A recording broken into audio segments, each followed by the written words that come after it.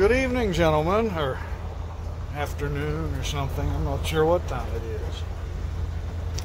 Chester and I were just enjoying some of these secondary West Virginia roads on my way home from horrible fright. So I'm back from Boatfest. Chester did surprisingly well. Nothing broke down at all. I figured it would, but the previous owner took pretty good care of it, I think. All is well. I didn't like the C6 to begin with. It's pretty rough transmission, the C6, especially going from first into second. It thumps real bad. Apparently they all do, but man, it makes me nervous. But I'm getting used to it.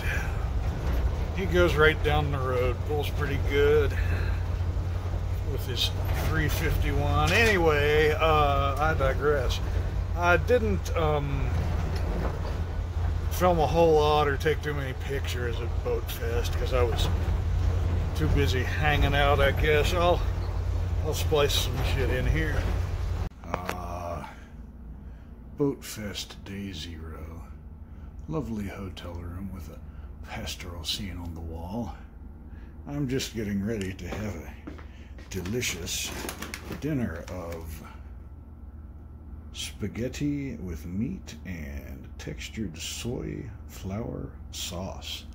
Delicious. However, unfortunately, those old MREs, the expired MREs that are super cheap, none of the heaters ever work in them. So I have to use a water pot.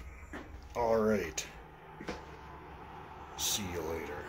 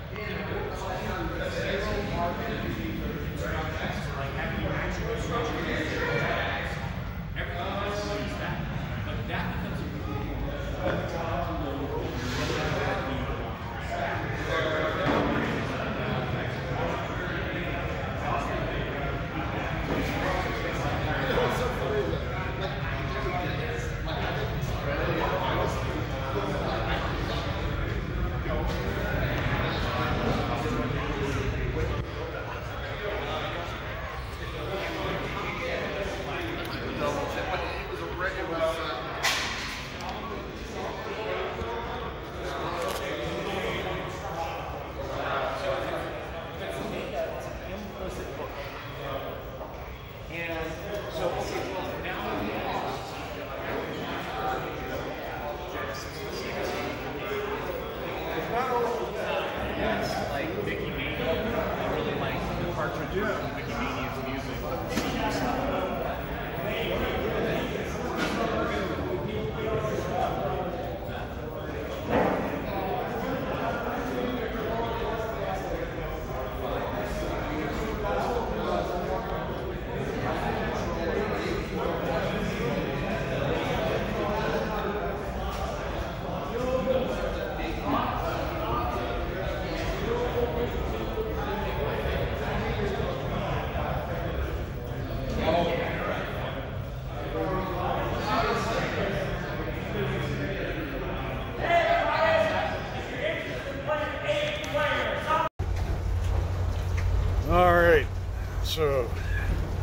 that was that.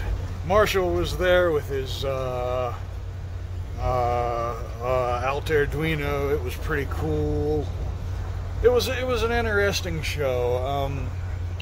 There was a lot of video game stuff, which I kind of expected. You know, that's not really my scene, but you know, it's all good. It's good to get out of my comfort zone and experience some different things now and then, I suppose, right? It was an interesting show. It was very different than Tandy Assembly. At Tandy Assembly, there's just like activities going on like back to back. In fact, sometimes I wish that there wasn't quite, well, not that there wasn't quite so much going on at Tandy Assembly, but sometimes I wish that there was a little bit more time in between things, so that I had a little bit more time to hang out with my Tandy bros. You know what I mean? Well, I mean, it's fine after the stuff's over in the evening. You know, a lot of us would sneak back into the exhibit hall with a case of beer or whatever and get snoggered and say offensive things to each other. You know how it is. And you know, it's funny. It's funny how different the different like old computer subcultures are too. Like the Tandy guys are in general like giga-based, you know what I'm saying? It's like, you know what I'm saying. The Boatfest guys, you know, they were all much more average, I think. There was, you know, some chadliness, and there was also some, you know, like man buns and skinny jeans. That's fine, to each their own, you know. I'm not casting aspersions on anybody's choices of hairstyle or leg wear or anything like that, but you know what I'm saying. You know what I'm saying. Fundamentally, like different, like underlying subcultures.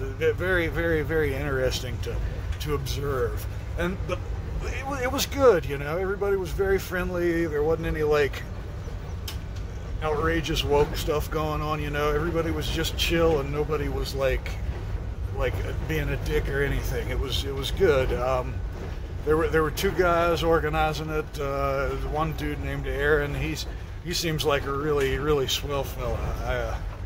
We talked some, and he seems pretty all right. The other guy, I'm such an asshole. I can't remember his name. I didn't not like him at first, but I didn't like him either. You know what I'm saying? He seemed kind of grouchy and I know this is stupid, but like I tend to judge people on the strength of their handshake, and he didn't have such a strong handshake, and I know that's stupid, that's all me, but like at the end of the show on the last day, on Sunday, he didn't show up, and I was like, well hell, I was going to say bye to this dude, whose name I can't remember because I'm an asshole, and you know, thank him for all his hard work putting on the show and stuff, and it turns out the dude's like super hardcore Christian and didn't want to miss church, so he like skipped the last morning of the show, and I was like, well, okay, well, you know, I can respect the shit out of that. I'll have to give him another shake next year,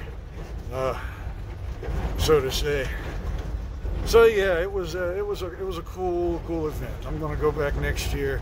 A buddy of mine in Charleston has a bunch of Tandy stuff.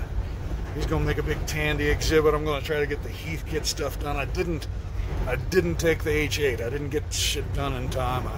I took a bunch of different portables. I didn't take all the portables, but I took the TRS-80 Model 4P, and I took the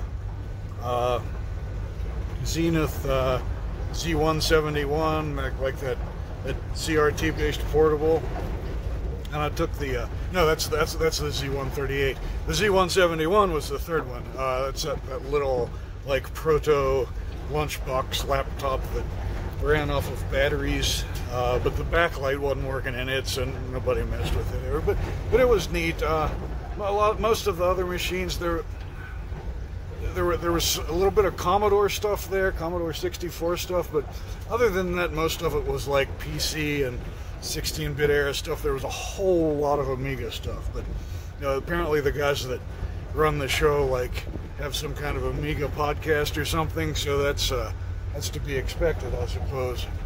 Now down in there, they logged down there a few years ago, and it all grew back. They left all the tops and stuff, and it all grew back with brush. And man, like in early bear season, you can go down in there and beat on that brush and haul some dogs through there, and I mean, you can walk right up on a bear, just like sleeping in that brush. And no, it's pretty rad.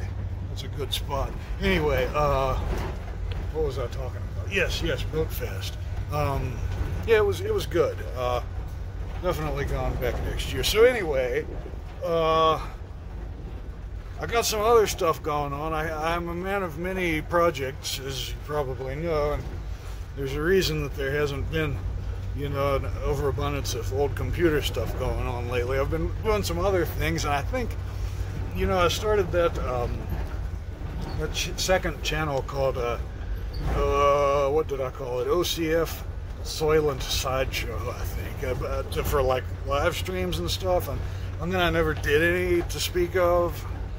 It kind of like fell apart or just got forgotten or something. I think I'm gonna like post a bunch of non-old computer related stuff there, like a project log of fixing up Chester here and some stuff like that. Probably, well, I can't hardly post firearm content on YouTube, but I'll at least post little things saying like, oh hi, I'm going to post this video on Odyssey or something like that,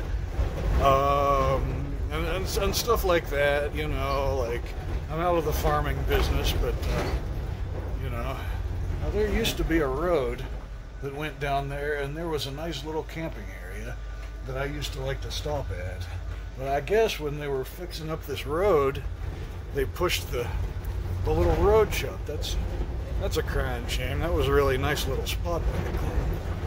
Oh well. What was I talking about? Yes, second channel. Yeah, so I'm going to start, there's a new camping spot up there. I don't think that was there before. I'm going to start posting some not old computer related bullshit on that second channel, and I'll start posting a link to that channel in the video description box thing. Yeah.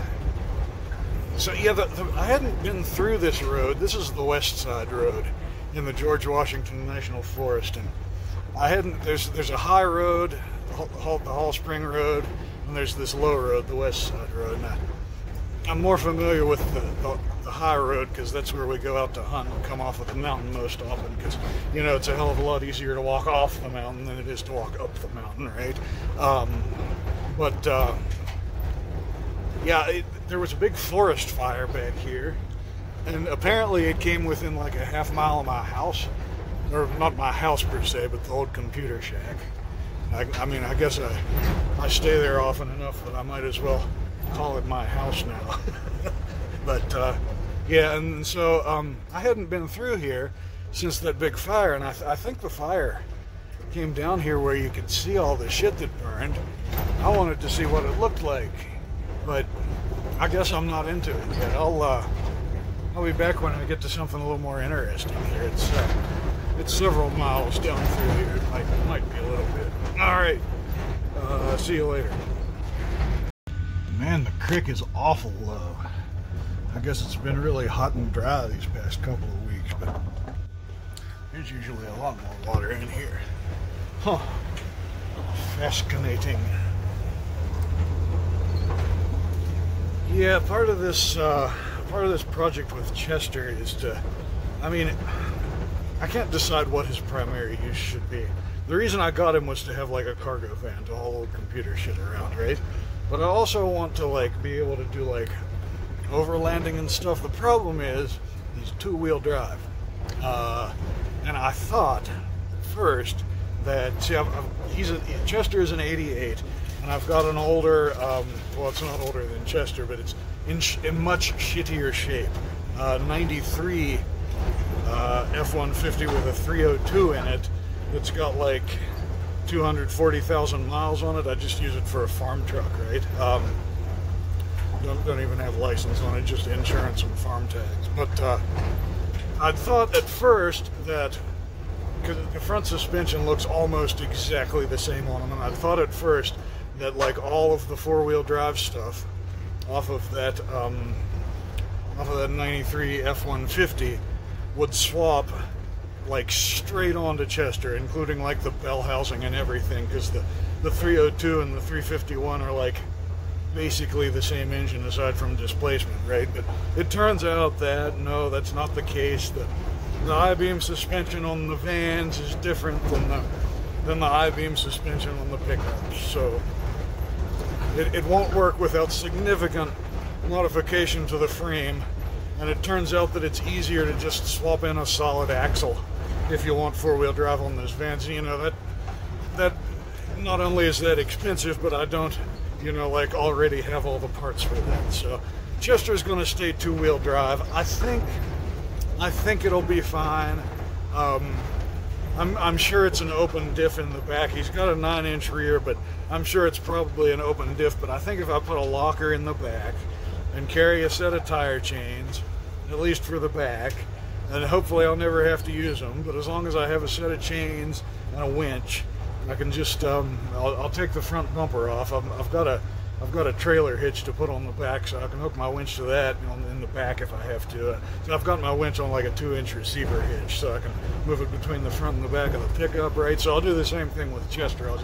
I'll take the front bumper off and make my own like brush guard bull bar thing with a 2-inch receiver hitch on it that I can put the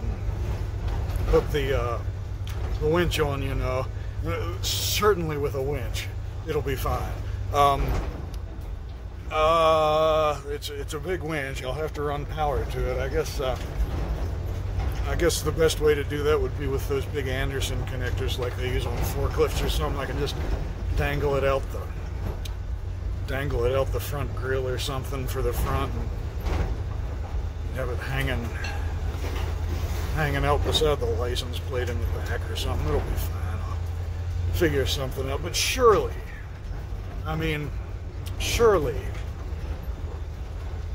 with a locker and a winch it'll be fine. And I can probably get away with a 2-inch lift before the front end won't align.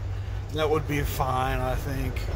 I mean, it's not like I'm actually gonna like intentionally like rock crawl with it or something. It's just like, you know, some of the roads that I like to drive on are far worse than this. Like Raider Hollow and shit like that. I mean, it's got holes you can lose a Jeep in, right? But surely with a locker and a winch, and not specifically going out when it's super muddy to go camping and shit, it would be fine, right?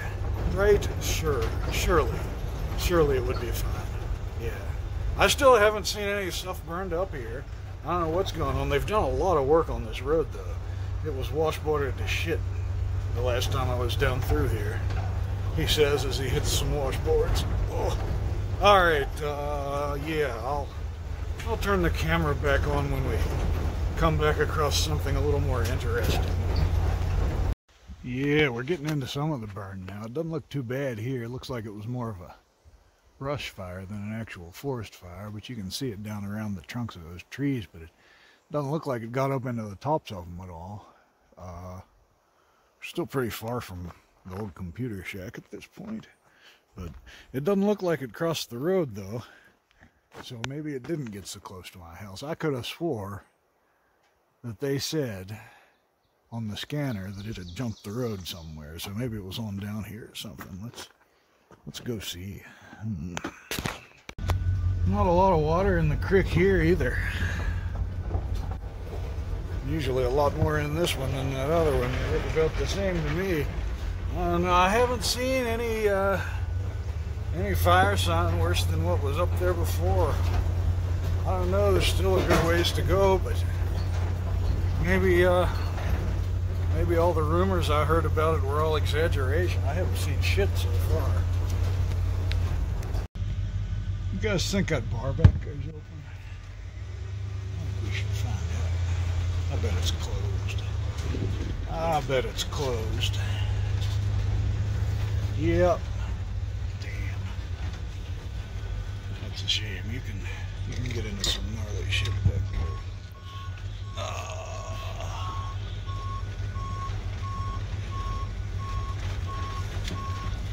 I've got to put that beeper on a switch. Makes it hard to sneak around. I mean, I like having it there when I'm like in parking lots and shit. I don't want to run over any little old ladies or anything, but I'm trying to be a sneaky bastard. It's not very good. I gotta put a blackout switch in this thing too, so I can like cut off all of the lights so I can drive with nods. Once we have Civil War III, Civil War II, whatever it is, depending on how you look at it. Yeah, fun times. End of times LARP. It's my favorite thing. Alright, cool. No more burn stuff. I think we're getting down out of the higher part of it now, so unless it came way on down through here further than they let on, I think it was all a big exaggeration, or else everything grew back really quick. I would have thought you'd have been able to see it on the tree trunks, though, if it really did burn out there. No, they're like pine snags and shit here that couldn't have grown back that fast. Yeah, it's, I think it was all a big exaggeration. Damn it. Here's a feeding patch. I do not have the winch with me.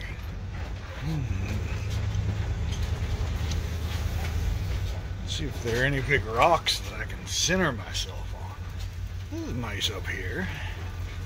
I don't think they let you, this is like a wildlife feed plot, as if the deer don't already have enough to eat everywhere else in all of the cornfields and such. I don't think they let you camp in those. Kind of a shame, but it's kind of cool. Never been up in that one before. Can I make this turn? Sure. Like a glove. Not.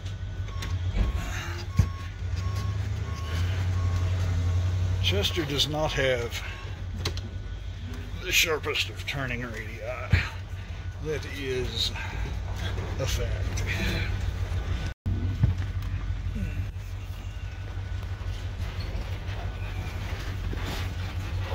It's a little sandy right there. Somebody's been driving down through here. This will be hilarious if I get stuck somewhere. I have to walk all the way back to the shack and get my pickup, pull myself out, take the truck home, walk back, get the van. I don't believe I'll try to drive down. Well, no, that doesn't go anywhere.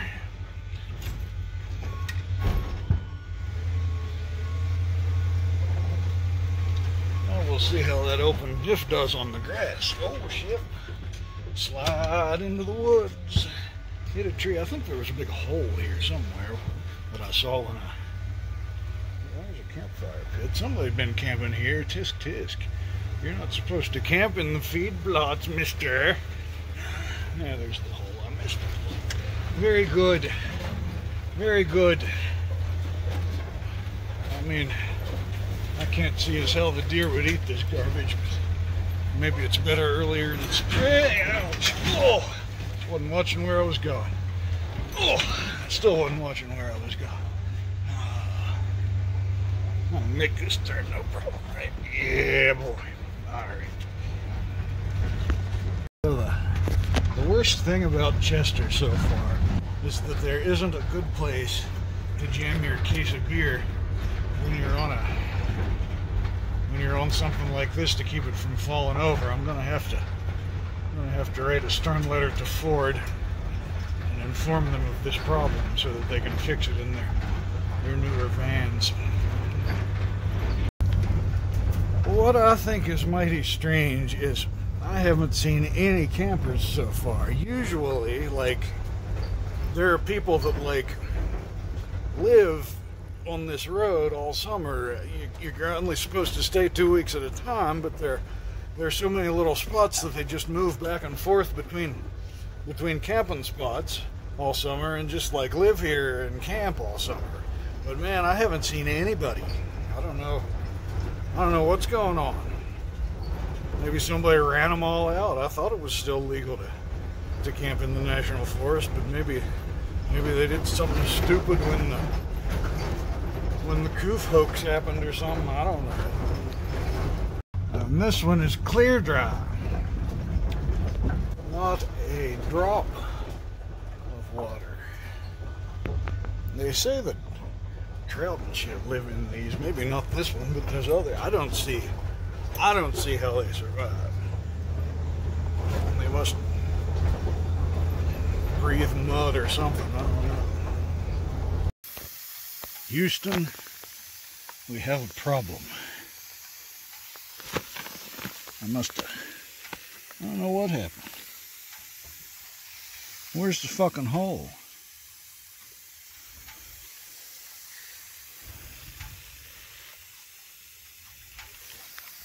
Huh.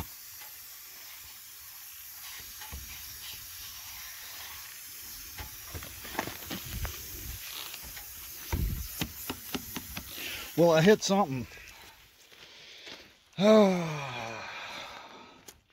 Lands above. Never a dull moment. Let's see what. Yeah, this is gonna take some getting to get to. I think my spare's got air in it anyway. I can't figure out what the hell I did with my impact sockets. I know they're in here somewhere. I just had them the other day.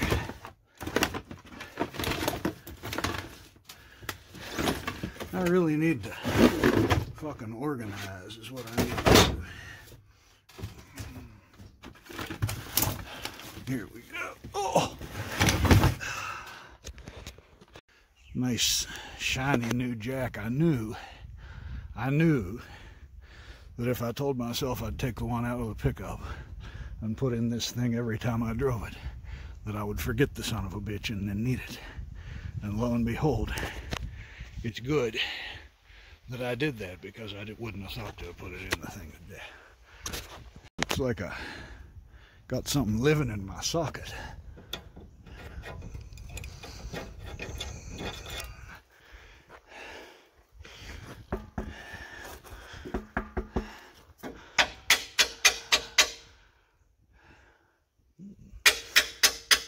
Sorry about your young there, Mud Bee. Is that the right one? No, that's not the right one anyway. Shit, I bet I don't have the right one on here. No, I found it. Some asshole put my sockets back on in the wrong order. I wonder who that could have been. Well, now let's see how long it takes for my battery to go dead. Wonder if one of those motherfuckers is what done it. I don't know. I've never blown a tire out on this road before. First time for everything, I guess. Well, you think I can whack myself in the teeth with the high lift jack? If I can even get the thing to lower. Well, it's good that I got a chance to use that jack, because it's got some issues. I need to take that mechanism apart and hit it with some emery cloth and some grease or something. But this bottom pin doesn't release right when you're lowering it. You have to jack it around and shit. I don't know. Harbor Freight. I'd say that's the spot right there. Of course, I didn't take the tire inflator out of the truck, so I can't put any air in it to see. But I don't think that's going to patch. These tires that I had on the front didn't have a tremendous amount of tread left on them anyway.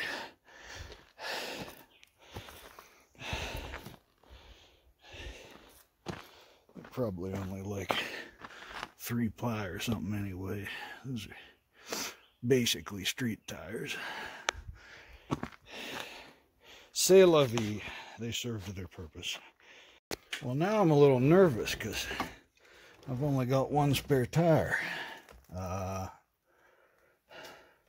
Makes me wonder if I ought to be carrying two. Of course, every one of my batteries were dead. Let's do something about that. Although it's not like I have another tire to put on there. Regardless, are you working? Yeah, okay. I don't know, man. Maybe I better be carrying 2 spares in this thing instead of just the one.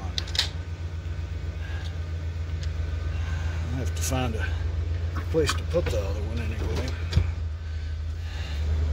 Now this spare is about 30 years old, dry rotted all to hell, and doesn't have any tread left. I think I may have actually taken it off of the silage pile the last time I needed a spare tire. So let's hope we don't hit another one of those sharp rocks. I assume that's what it was. That's what I get for getting those like super cheap used tires that still have some tread left on them off of Craigslist and Marketplace and shit like that. Oh, I'll just put them on the front. It's not like it needs a bunch of traction in the front anyway because it's only 2-wheel. And then you run over shit like that and have a flat tire, don't you? Yeah. Yeah. That's what I get. You know what I got excited and forgot to do? My batteries were dead. They were enough to spin the lug nuts on and off after I loosened them. But I forgot to tighten them back up after I spun them back on. That was not very smart.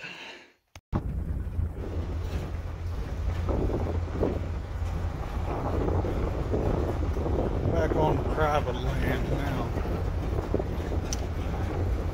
Sometimes I miss the farming a little bit. And then I think to myself, Lee, what the fuck are you thinking? Yeah, I didn't mind the work or any of that so much. I mean, it's a little annoying to be covered with shit, but it's not so bad. I couldn't handle working with my cousin. Ain't nobody ever told her no her entire life, I don't think. Her and my uncle, I couldn't do it no more. Couldn't do it. I feel like an asshole. I mean, you only live once, and I've fulfilled my familial obligations. I shouldn't feel like an asshole about it, I guess. Ashes to ashes, dust to dust. The Michelin man giveth, and he taketh away. Alright, let's see what we've got for tires. Those are 16-inch tires. Those, I believe, are 16-inch tires, right? Yes.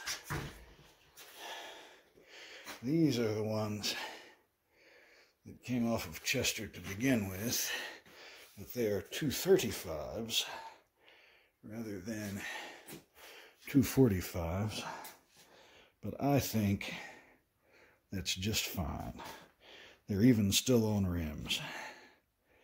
I'm just going to put 2 of those on the front. Those are a little rougher than those street treads that I had on there anyway.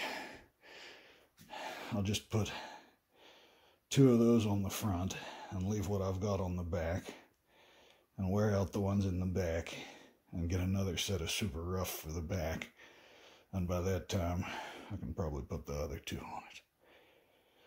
I don't know if I can get those 235s to seat on those wider rims or not. I guess we'll find out. You know what? I'm just going to leave those on these black rims instead of trying to put them on these, well, that's the wrong one, on these wider steel rims, because these, I'm sure, were already balanced on an actual balancing machine instead of a bubble balancer like I use when I do them myself, so they're probably balanced better than I could get them. I don't care if the rims don't match anyway. Hell yeah. So yeah, this is the first time I've been to my actual house in like a week. You would think that, do I have a water leak here? No, that's just a shadow. You would think that I would rather not stay at the old computer shack all the time, but it's just so much easier. That's where I do everything. It's no use to just come down here and sleep, right? Anyway, I've got goodies down here that I need to take back for Chester time. I've got a little bit more solar stuff. I'm gonna take some stuff off of the old computer shack because I'm not really using it anyway, and reuse that. But I've got some batteries and a new charge controller, and there should be a battery management unit in the mailbox, but we'll get that out on the workbench. I ordered some aluminum oxide blasting media in one of those little spot blasters to try to deal with some of his rust. I'm just gonna like blast it and clean it up with degreaser and a tack cloth, and then just hit it with rust converter primer. And then the plan, once all the rust is removed and the bare metal is encapsulated and all that shit, and then I'm going to take it to an actual body man to fix like some of the complex curves and stuff where there's like rust that I'm not any good at.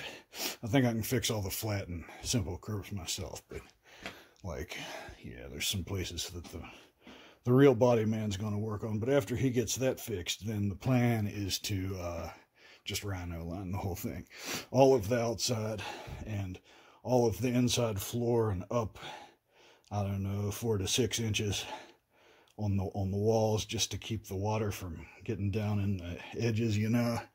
And then if I've got a bunch left, I may do the ceiling too, because that's where all the condensation will get and start rusting shit out, I imagine. But I don't know, we'll see. Anyway, we gather all this stuff up, and then we'll go up to my buddy's shop and swap those tires. Out there, turkey lurkey. Take your Chickasaw Road.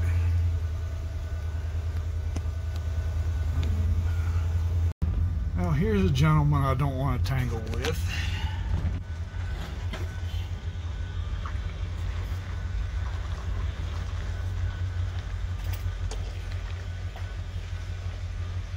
Where you going, buckaroo?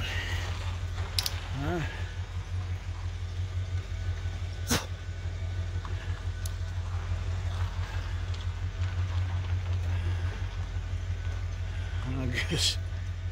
I guess you'll live to spray another day. Pocket lint on my rear sight. Good thing I wasn't getting mugged. Jeez. I've got to install the electric in that cabin there. Building down there. I guess you can't see it through all the shit there. But that is the last job that I have to do